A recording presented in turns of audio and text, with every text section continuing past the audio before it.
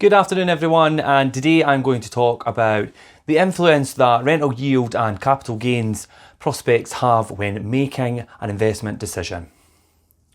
Now, landlords investing for the short term should consider locations that could deliver high rental yields, while landlords with a long-term view may want to prioritise regions or cities with historical capital gains and steadily rising house prices. It is possible, of course, for landlords to secure both strong rental yields and good capital gains over time, but there are no guarantees on a particular strategy like this. Rental yields are typically at their highest in commuter towns, particularly on the outskirts of cities and sought after areas like Edinburgh, Dundee and St Andrews, as homes here are generally more affordable and tenant demand is high, and there is a good opportunity to charge higher rents and secure reliable long-term tenants. Now, the higher the yield, the better the return on investment. As such, buy-to-let landlords typically use potential rental yields as a way of determining whether or not a property is a good investment.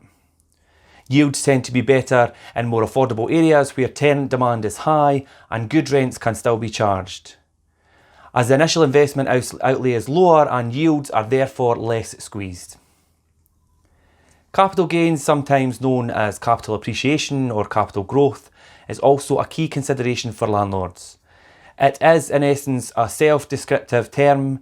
How much will your home increase in value, capital value, over time, and how much could you get for your rental property if you come to sell in the future?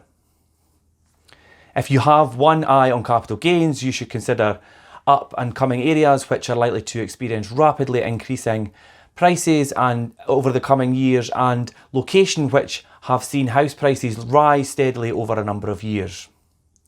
You should also be aware that rental yields and capital gains aren't the only thing to take into consideration when choosing where to invest. Tenant demand, how long rental properties stay on the market, and working out the sort of rent you can realistically charge are all just as important.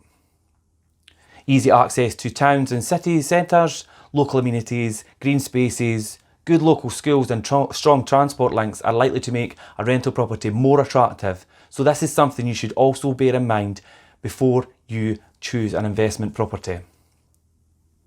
I hope today's advice has been helpful to you, and you could find the full blog and further advice at the Fife Properties blog and on the link in this post.